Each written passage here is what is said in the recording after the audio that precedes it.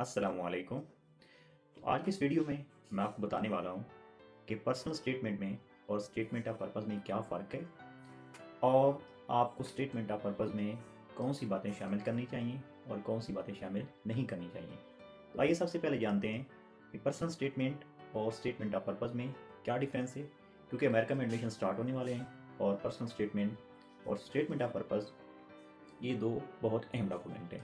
ज़्यादातर यूनिवर्सिटी में सिर्फ स्टेटमेंट ऑफ पर्पस रिक्वायर्ड होती है, लेकिन कुछ यूनिवर्सिटी कहती हैं कि हमें पर्सनल स्टेटमेंट भी चाहिए।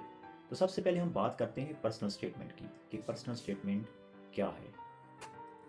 तो पर्सनल स्टेटमेंट बेसिकली ये शो करती है कि हु आर यू, आप कौन हैं। ये आपकी पर्सनल स्टेटमेंट का मकसद होता है। और पर्सनल स्टेटमेंट में आपने बताना होता है कि ऐसे लाइफ में कौन से चैलेंजेस थे जिन्होंने आपको शेप किया है और आपको इस स्टेज तक पहुंचाया है जो आप मौजूदा हालात में हो। कौन से ऐसे मोटिवेशंस थी जिन्होंने आपको इंस्पायर किया कि आपने पढ़ा, और इसके अलावा ऐसे कौन से फिनेंशियल प्रॉब्लम्स थे जिनको आपने कोप आउट किया, या जो और भी कोई सोसाइटी के प्रॉब्लम थे जिनकी वजह से आपके लिए पढ़ना मुश्किल था।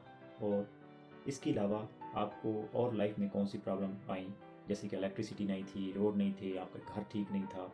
तो इस तरह की चीज़ों को आपने अपनी पर्सनल स्टेटमेंट में डिस्कस करना होता है, क्योंकि आमतौर पर देखने में यही आता है कि जो बहुत सारे लोग होते हैं वो यही चाहते हैं कि हमारे इलाके से कोई और ना पढ़े, किसी और में शऊर ना आए, जो हमारी इजारादारी चल रही है या जो भी हमने वहाँ पे जंगल का कानून लगाया हुआ है वही चलता रहे, और लोग जो है वो हमारी ये हजूरी करते रहें। इसलिए वो नहीं चाहते कि कोई ऐसा फ़र्द या किसी ऐसे घर का कोई और बंदा पढ़े जो बाद में उनके टक्कर का बन जाए।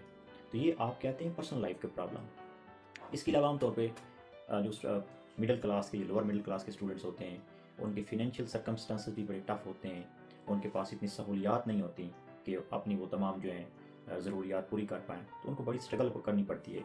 स्टूडेंट्स को ट्यूशन पढ़ानी पड़ती है, इवन सम स्टूडेंट्स को जो है वो लेबर वर्क भी करना पड़ता है। तो इस तरह वो अपने फिनेंशियल सिचुएशंस को कंट्रोल करते हैं ताकि अपनी स्टडी को कंटिन्यू करें। ऐसे भी वाक़यात हैं कि स्टूडेंट्स कुछ फॉर टाइम बिंग जो वो स्टडी को क्विट कर दिया, पैसे कमाए, दोबारा स्टडी की और उसके बाद वो बड़े इंसान बन गए।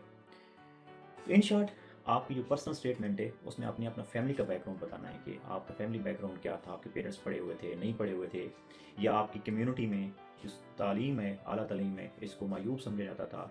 लोग मोटिवेट इंस्पायर नहीं करते थे कि आप पढ़ें। आमतौर पर ये भी कंसेप्ट पाया जाता है कि तालीम में कुछ नहीं रखा, आप नए कोई बिज़नेस शुरू करें। लेकिन आप याद रखें, ऐसा दुनिया का कोई कारोबार नहीं है जो अनपढ़ लोग कर रहे हों। उसके पीछे उसका इन्वेंटर, उसका डिस्कवर करने वाला वो हमेशा कोई ना कोई पढ़ा हुआ बंदा ही है। आप जो भी टेक्नोलॉजी यूज़ कर रहे हैं वो भी आप देख लें, जिसके ऊपर ये लोग बैठ के दर्स देते हैं कि तालीम में कुछ नहीं रखा, वो भी किसी पढ़े लिखे शख्स ने जो है वो इन्वेंट की होती है। तो इसलिए ये आपकी है पर्सनल स्टोरी।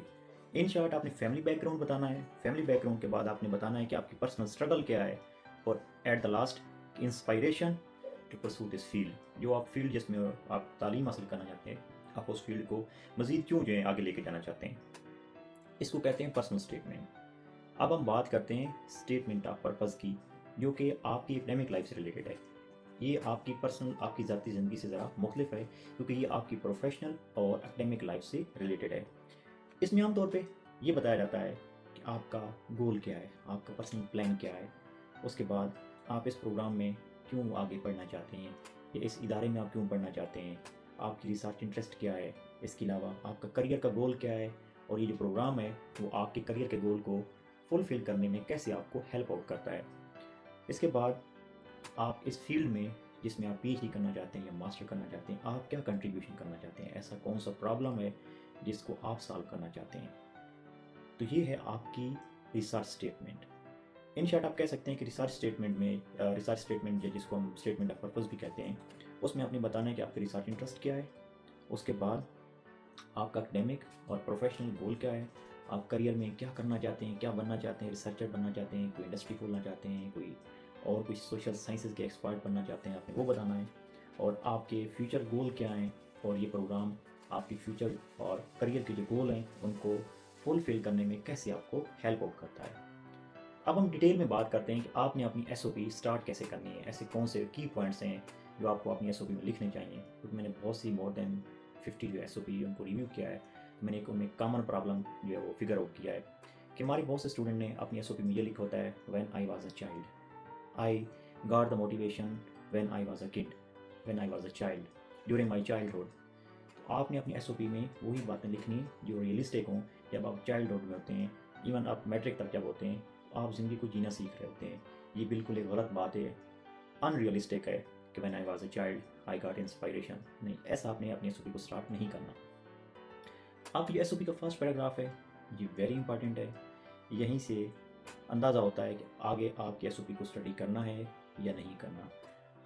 अपनी एस में वो तमाम बातें कॉपी पेस्ट ना करें जो कि आपने अपनी CV में दी हुई हैं। ज़्यादातर स्टूडेंट यही करते हैं कि जो उन्होंने 50 बातें CV में की हुई हैं उसको कॉपी करते हैं और अपनी SOP में पेस्ट कर देते हैं। तो इस तरह आपकी SOP और CV में कोई डिफरेंस बाकी नहीं रहता।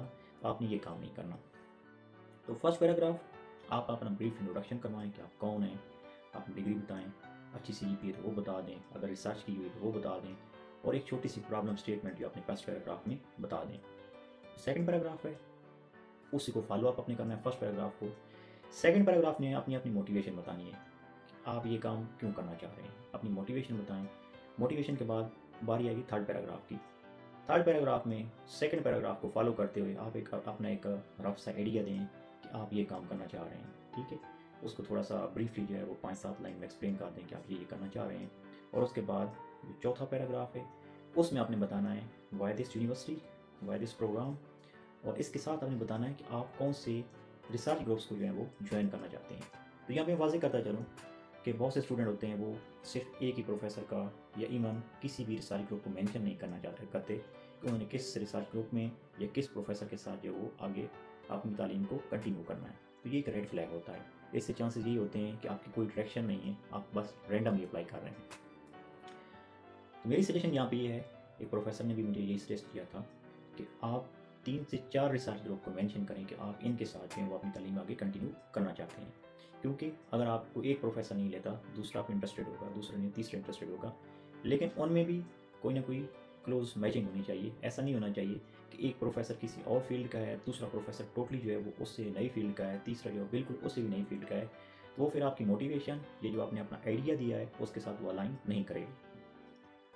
उसके बाद 5वां पैराग्राफ जिसको हम कहते हैं कि आप यहाँ पे चीज़ों को क्लोज अप कर रहे हैं, उसमें आपने बताना है कि आपका करियर का गोल क्या है, आप अपने करियर में क्या करना चाहते हैं, और आप अपने करियर में शॉर्ट टर्म, मिड टर्म और लॉन्ग टर्म क्या बनना चाहते हैं, क्या करना चाहते हैं। तो इस तरह करके आप 5 पैराग्राफ के साथ एक बहुत अच्छी SOP जो है वो बना सकते हैं। और इस SOP की जो लेंथ है वो आमतौर पे 1.5 पेज और अपर लिमिट में 2 पेज तक होगी। इससे ज़्यादा आपकी SOP इन इंस्ट्रक्शन को फॉलो करते हुए नहीं बनेगी। याद रहे कि आपकी SOP जो है वो 2 पेज से ज़्यादा बिल्कुल नहीं होनी चाहिए, लेकिन कोशिश करें कि 1.5 पेज तक हो, क्योंकि इससे ज़्यादा आप बातें लिखेंगे तो वो बिल्कुल रेलिवेंट हो जाएगी और उसमें मज़ीद ऐसी कोई बात नहीं होगी जो एक्सप्लोर करने के काबिल होगी। और कमेटी मेंबर के पास 50, 200 या 1000 एप्लीकेशन होती है, तो वो इतना उनके पास टाइम नहीं होता कि आपकी पूरी SOP 10 पेज की बैठ के पढ़ें किस कैंडिडेट ने क्या लिखा हुआ है। वहीं से डिसाइड होता है कि आपने इसके ऊपर डॉक्यूमेंट के ऊपर मेहनत की हुई है या आपने बस किसी की कॉपी करके आपने पेस्ट कर दिया है। इसके अलावा आपकी SOP में जो आपकी इंग्लिश का लेवल है वो वही होना चाहिए जो कि आपके पास इंग्लिश प्रोफिशिएंसी का एग्जाम वो पता चल जाता है कि इस कैंडिडेट ने फर्स्ट पैराग्राफ बहुत अच्छा लिखा हुआ है, सेकंड पैराग्राफ उससे थोड़ा सा लो क्वालिटी का है, और 5वें पैराग्राफ तक जाते जाते उसकी इंग्लिश जो है, उसकी ग्रामर की मिस्टेक्स वो बहुत ज़्यादा हो चुकी हैं। तो यहाँ से पता चलता है कि कैंडिडेट का ये असल अपना ड्राफ्ट नहीं है बल्कि इसने किसी का कॉपी किया हुआ है। तो अगर आप इन तमाम इंस्ट्रक्शन को फॉलो करें तो आपकी बहुत अच्छी SOP जो है वो बन जाएगी। इसके अलावा आपका फ़ॉन्ट साइज़ जो है वो सेम होना चाहिए, स्पेसिंग सेम होनी चाहिए, और आपकी जो पेज की लाइनिंग है अपर एंड लोअर बॉटम साइड, वो साइज़ जो है वो मार्जिन जो है वो सेम होना चाहिए। ऐसा नहीं होना चाहिए कि एक साइड पे मार्जिन जो है वो कम है, दूसरी साइड पे मार्जिन जो है वो ज़्यादा है। तो ऐसा भी आपने नहीं करना। Be professional and be successful. Thank you and wishing you all the best.